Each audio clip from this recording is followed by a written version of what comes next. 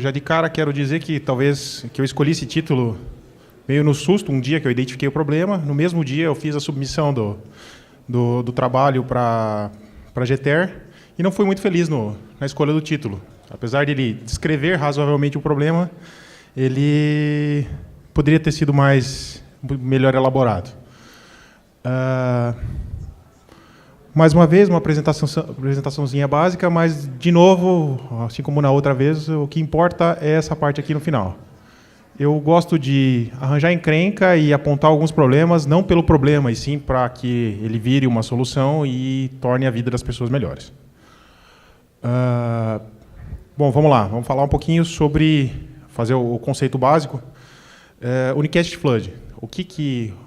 Primeiramente, o conceito de unicast é quando um host de uma rede, falando especificamente de Ethernet, um MAC address conversa com um MAC address unicamente. Quando você tem um unicast flood, e isso acontece, e está previsto no protocolo para isso acontecer em determinadas condições, um único host, ao invés de falar com um único MAC address de destino, mas aquele pacote é replicado através da bridge ou do switch para todas as portas. Aqui um breve exemplo, uma documentação da Cisco sobre problemas de unicast flooding. Tá? Vamos fazer também um nivelamento, aí, relembrar um pouquinho dos conceitos do switch. Eu tentei trazer deixar um pouco básico o conceito inicial, porque, para falar a verdade, o problema não é tão complexo, mas ele tem potencial para ser grande. Então, como que um switch monta a tabela MAC dele? Ele fica escutando os pacotes e olha para o MAC de origem do pacote, associa com aquela porta e bota numa tabelinha. Olha. Quando que um registro pode sair dessa tabela MAC? Quando esse registro expira um determinado tempo, e o padrão é 5 minutos, ou quando esse pacote tem uma mudança de topologia e começa a chegar para uma outra porta. Até aí, trivial, feijão com arroz. Um possível problema, como que um problema de unicast flood pode acontecer num ambiente de roteamento assimétrico? Ele pode acontecer em diversas condições, mas roteamento assimétrico é a principal causa, até como foi colocado aqui nessa documentação da Cisco aqui. Né? Vou tentar exemplificar de uma maneira muito simples. 2 sites individuais, não estou falando de X, não estou falando de internet, nada, 2 sites, roteamento estático entre eles, 2 links. Você tira o CDP, estou falando de Cisco especificamente, mas tira qualquer tipo de protocolo que fica de anúncio repetitivo. Por default, também falando de Cisco e outros vendors, o default do ARP timeout é de 4 horas, a rota estática e acabou.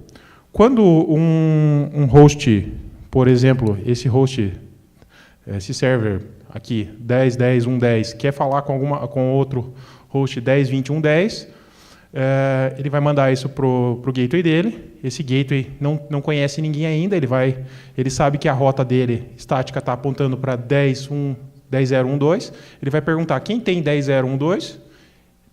Na hora que ele manda esse pacote, cria esse registro nesse switch aqui, e ele encaminha para cá, para todo mundo. Esse cara, eu tenho 10, 0, 1, 2, e responde para cá. A hora que ele respondeu, esse registro ficou dentro desse switch aqui, nessa porta. Muito bem. O MAC Address Table por default, na maioria, acho que quase que a totalidade dos vendors é de 5 minutos, e essa comunicação vai começar a mandar para cá. Ele vai mandar pacotinhos. A mesma coisa vai acontecer, porque a rota default desse roteador está apontando para 10.0.2.1, que é esse vai aqui por cima, e esse é o roteamento assimétrico. Vai por um caminho, volta por outro caminho, muito trivial. O que acontece é que a próxima vez que esse roteador vai devolver algum tipo de pacote para esse roteador através desse link de baixo aqui, vai ser somente quando a tabela ARP desse cara aqui expirar e ele tiver que fazer uma nova pergunta e esse cara devolver para cá, por esse link. Do contrário, você não vai ter uma devolução, a não ser por outros tipos de protocolos, você não vai ter uma devolução de pacotes por essa interface, certo? E é o que se espera que aconteça. Nesse caso, se a gente tivesse só 2 portas nesse switch, O que iria acontecer?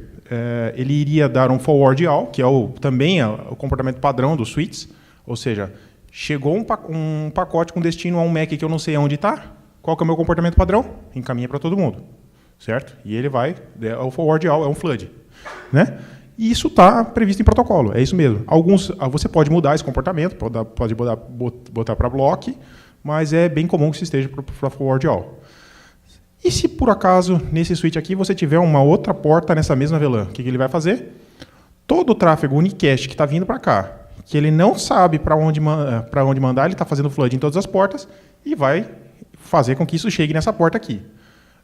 Como vocês podem ver, eu gosto de Wireshark, né?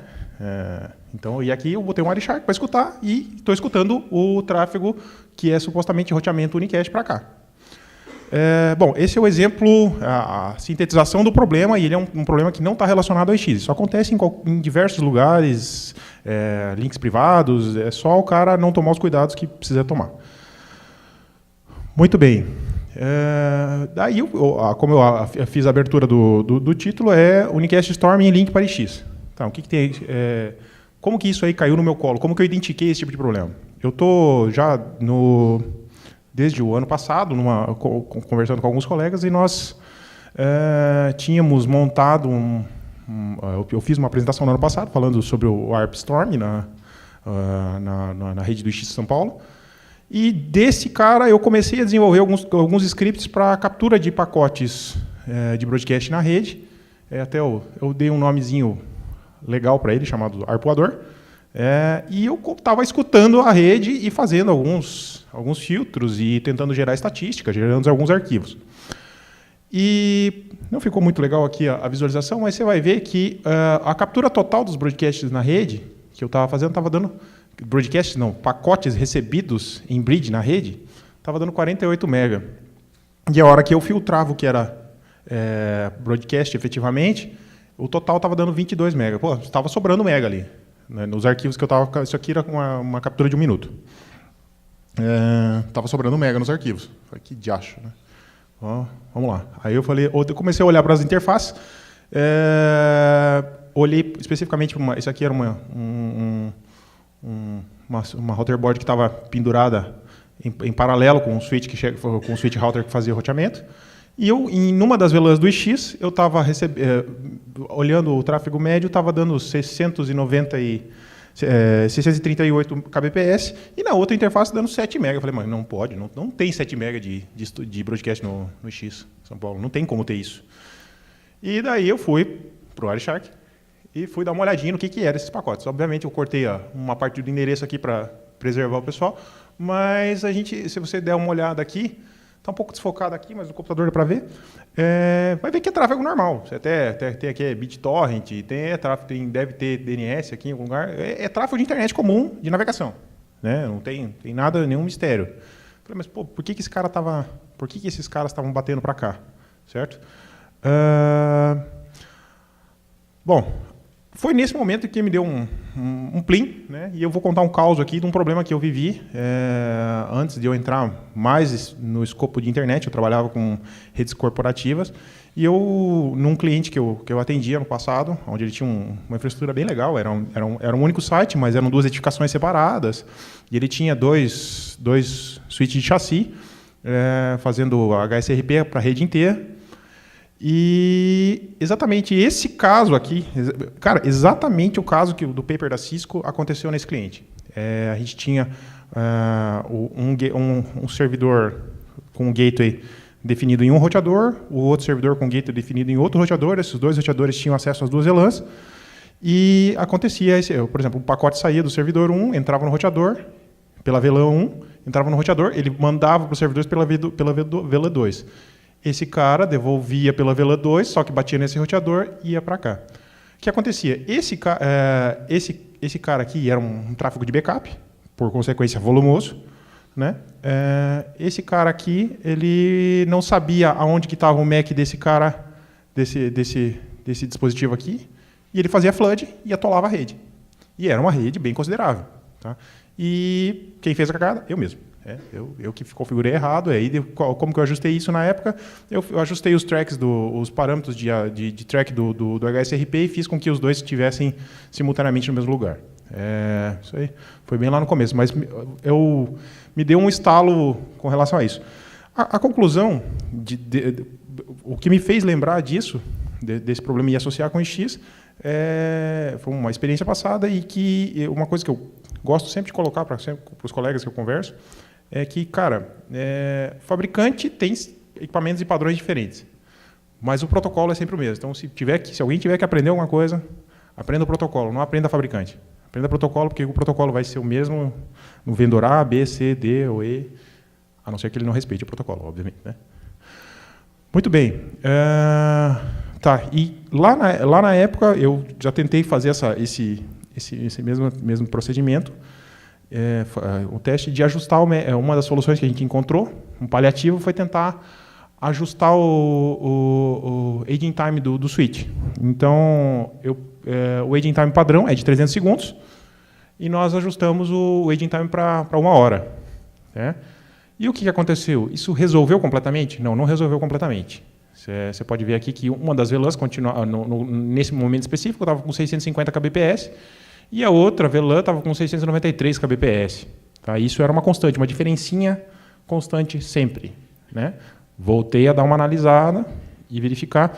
E, como vocês podem ver aqui, alguns participantes, olha só, esse participante aqui estava 2.220 segundos com o Mac sem receber uma atualização. Ou seja, ele não fazia 2.220 segundos que ele não recebia pacotes daquele participante na rede. Ou seja, é um tempo bem considerável, quase uns 40 minutos aí, né? E isso reduziu o problema, mas não resolveu, tá? E por enquanto está assim, e a gente está estudando uma solução ainda. Tá. Aí alguém vai perguntar, tá, Douglas, blá blá blá, MAC address, blá blá blá, unicast flood, e o que tem a ver com o X, essa meleca e a tal da dupla abordagem? Bom, vamos fazer o exemplo mais feijão com arroz de ISP que tem no Brasil, certo? O cara tem lá um AS, tem um link de trânsito e tem um link para o X, certo? De 1 GB. Acho que todo mundo já deve ter visto isso aqui. Muito bem, como é que o cara faz? Ele anuncia os prefixos dele menos específico para o trânsito, recebe o full routing ou default, dependendo, certo? E no X ele anuncia os mais específicos. Aí vai ter um pouquinho de divergência, tem gente que anuncia mais específico, tem gente que não anuncia e assim por diante, mas vamos presumir que vamos na receita padrão, que é o que 90% usa. E na hora de receber as rotas, ele seta o local preference para receber essas rotas por ali, para preferir aquele caminho que ele aprendeu pelo IX. Bom, aí o que acontece? O link do IX começou a ficar pequeno, atolar, ficar flat em 1 GB. O que ele faz? Contrata o segundo link. Mas ele poderia ter contratado no mesmo Pix e feito um LSP. Sim, poderia. Mas existem Pix que não fornecem LSP. Eu não sei se ainda está tendo isso hoje, mas durante muito tempo tiveram alguns Pix que não faziam isso. E tem o caso do cara querer chegar num Pix diferente para evitar alguma instabilidade que aconteça no Pix A, ele continuar operando através do link do Pix B. A hora que ele faz isso, o que acontece? Ele vai ter 2 IPs na mesma rede do ATM, e ele pode resolver isso colocando um roteador específico para isso, ou, como muitos casos que eu já gosto de fazer, é colocar um VRF no mesmo switch. Tá? Se feito direitinho, não dá problema. Né? Bom, aqui a gente pode dar uma olhada, aqui ele tem a rede interna dele, que eu deixei muito simples, sobe RAS, com as casinhas, os clientes, e jogando para um roteador de agregação, o famoso, alguns chamam de core, eu não gosto de chamar de core, mas, e jogando a rota default para o roteador de borda. Tá, e como é que você trata o balanceamento dessa meleca? Certo? O primeiro link continua da mesma forma, quase da mesma forma. Você anuncia uma parte do mais específico, o trânsito continua igualzinho, certo? E o primeiro link você anuncia uma parte dos mais específicos, por exemplo, 10.189.0/22. Quer ver que eu errei? Espera aí, perdão. Errei, perdão. Era para ser 23 ali. Isso que dá fazer a apresentação 1h da manhã. E seta local preference para que ele prefira as rotas que ele vai aprender por esse caminho A. Ok? E no X-Link 2, o que ele vai fazer? Ele vai anunciar outra parte do bloco mais específico, certo? E na hora de receber as rotas do route server, não importa. Por que não importa? Até pode importar, porque ele vai aprender essas rotas aqui, mas na hora, no roteador principal da rede interna dele, ele vai mandar isso para o roteador de borda da internet. Esse roteador principal não vai saber as rotas do X. Ele vai mandar o roteador de borda para a internet, que vai mandar para a rota que ele tem conhecida. Você poderia fazer um source, um roteamento por origem, se for daquele bloco que eu estou mandando por aqui, manda por lá? Sim, mas daí atola a CPU da caixa e não tem quem aguente. Então, é isso. Então, nesse caso aqui, como é que ficou? O fluxo de downstream veio pelo link B, o fluxo downstream do link A veio pelo link A, e o upstream, o upload está indo tudo pelo link A. O que em 99,9% dos casos dos clientes de participante é normal. Por quê? Porque, cara, é 90-10 de download. Né? É ideal? Não é ideal, mas funciona. Muito bem, mas se você pode observar aqui, você está feita a simetria de tráfego, e num ambiente bastante mais complicado, mas é a mesma simetria de tráfego que a gente viu nesse slide aqui. Certo? E essa é a causa do problema que eu descrevi para vocês lá.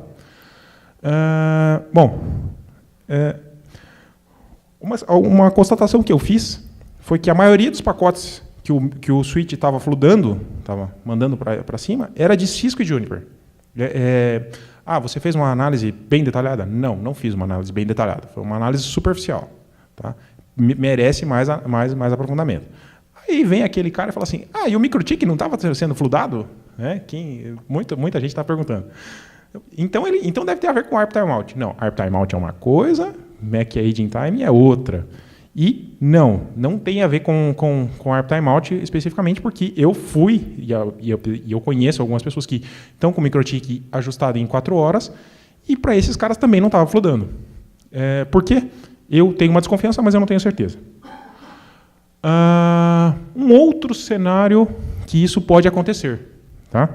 É um cenário onde a gente tem a porta compartilhada, SIX, seja como chamem como for, essa nomenclatura está um pouco obtusa ou confusa, talvez, mas porta compartilhada, vamos chamar isso aí, onde você tem um único link chegando de transporte ao IX, e você transporta as VLANs de múltiplos participantes, 2, 4, 6, 200, sei lá, certo?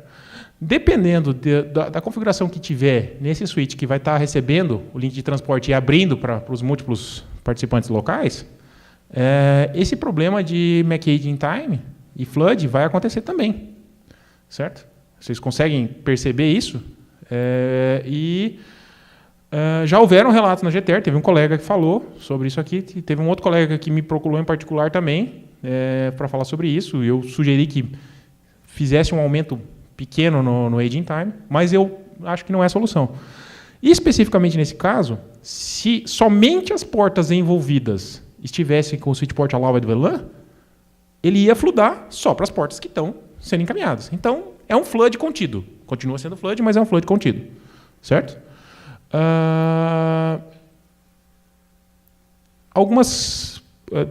Diante do que eu pude verificar, eu tenho algumas opiniões que eu formei até agora, e elas são formadas até agora, é uma coisa que precisa de mais assunto, mais análise. Os problemas estão no lado do participante, ou seja, é para lá da estrutura do IX. E quando eu falo de IX, eu não estou falando de XBR. Esse tipo de coisa pode acontecer com qualquer IX. IX Londres, IX da Flórida, seja o que for. Mas é fora do ambiente do IX. Então, ou seja, eu vou falar em palavras claras. O amiguinho que falar que a culpa é do IX, cara, não é. Vai fazer o teu serviço de casa que o problema está na tua casa. Cuidado. A equipe do IX pode sim colaborar com orientações técnicas para balizar a solução para isso, até porque eles visam a boa qualidade, ao meu ver, deveriam visar a boa qualidade do usuário final. A gente que está trabalhando nesse meio caminho, a gente é só ferramenta. O que interessa mesmo é o cara lá na ponta navegando direitinho. Então, talvez orientar os participantes a fazer as configurações do jeito certo talvez seja uma coisa que possa ser adicionado nas receitas de bolo do iX aí. No momento, pelo que eu pude constatar, é um problema que não é tão representativo. Por quê? Porque a maioria dos casos estão nesse ambiente de flood contido, certo? Onde todas as portas estão todas restritas às VLANs. As VLANs estão restritas às portas envolvidas. Mas, se não forem tomados os cuidados, ela pode se tornar um pequeno monstrinho, como é o caso do ARP excessivo. Então, tá ficando cada vez mais forte o número de SICs, de porta compartilhada, né? E essa gerência desse equipamento na ponta passa para o cara, do primeiro responsável, e se a coisa não for bem feita, você pode ter um flood tão grande que vai atolar a porta de derivação. Então tem que tomar um pouco de cuidado com isso aí. Eu acho que merece atenção. Aumentar o aging time faz sentido, ameniza bem, como eu mostrei no gráfico. No gráfico não, aqui nesse slide aqui, no primeiro slide, a gente estava com uma diferença de 7.4 MB para 6.38. É bastante considerável. E aqui, nesse caso, a hora que eu ajustei o aging time para 1 hora, caiu para talvez 5 ou 10%, certo?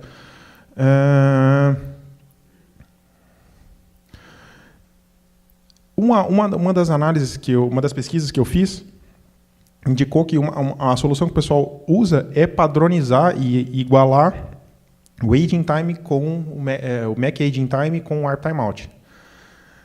Cara, eu acho isso totalmente desafiador num ambiente como o iX. A gente não consegue nem pedir para os caras tirar de 30 segundos, que dirá casar o aging time. Não sei. Tá?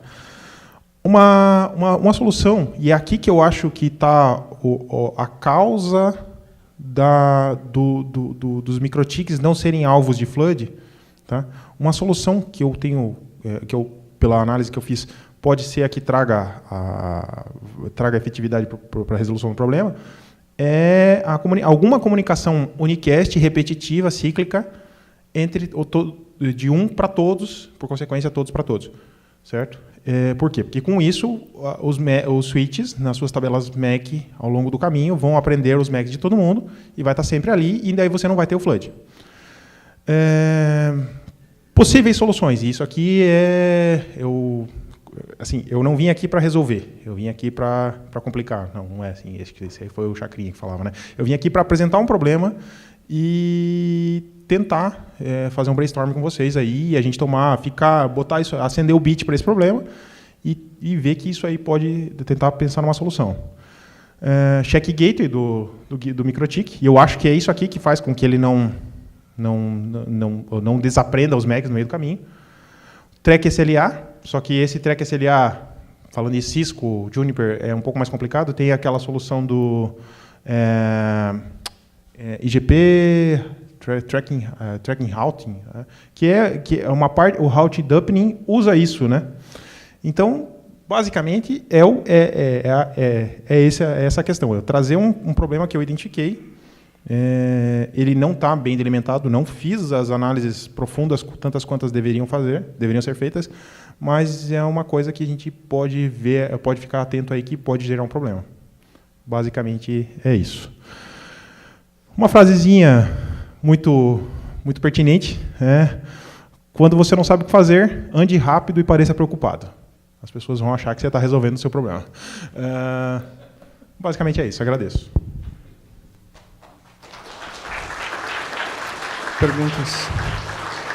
Perguntas para o Douglas? Comentários? Eu queria fazer um comentário só em relação a isso que você está falando. A gente já teve discussões bem no passado, nos primórdios do iX, que tinha uma situação que eu acredito que possa estar acontecendo, seja muito parecida com essa que você está descrevendo, que o pessoal, de alguma maneira, para acertar alguma situação temporária, tem vários participantes lá no X, se conhecem, eu estou com um problema aqui, eu preciso resolver imediatamente, então põe uma rota default aqui para mim, entendeu? E eles não têm seção bilateral BGP entre as portas, tá? E daí o tráfego começa a fluir, daí chega uma hora que começa a ter flood, porque os switches só aprendem os pacotes numa direção e não na outra, tá? Entre os participantes. Isso pode acontecer, tá? Então, mas quando o Internet Exchange era pequeno e você tinha, sei lá, 100, 200 mega fludando, aparecia. Mas quando o Júlio fala que a gente tem 3,5 terabits de tráfego, 200, 300 mega, 1 giga, ninguém enxerga. Não enxerga e não vai enxergar mesmo, né? E essa brincadeira da rota default, a gente tem até a má fé dos amiguinhos aí que apontam a rota default para cima da RNP, para usar eles de transporte. Sim. Bom, a gente está falando dos amigos reais. É isso que eu estava citando para você. Tá? Cara, é de torcer a torneirinha do amiguinho. Não façam isso, porque esse aí vai entrar para a lista da vergonha. Esse caso da rota default, ele existe sim, eu também já acompanhei uma coisa parecida com isso, mas esse caso, eu fiz questão de passar nesse slide aqui, detalhar bem como a simetria acontece, e eu desconsiderei, nesse caso da rota default, a simetria também acontece, mas ela acontece indo por dentro do X e voltando pelo trânsito. Também é uma simetria de tráfego e também vai acontecer esse flood. Mas, assim, efetivamente, Douglas, qual é a solução? Não sei ainda. Mas eu acho que tem bastante... Temos mentes aí que participando desse evento e da lista que podem nos ajudar com relação a isso. Comentários, perguntas para o Douglas? Vamos agradecer, então. Douglas, muito obrigado, viu?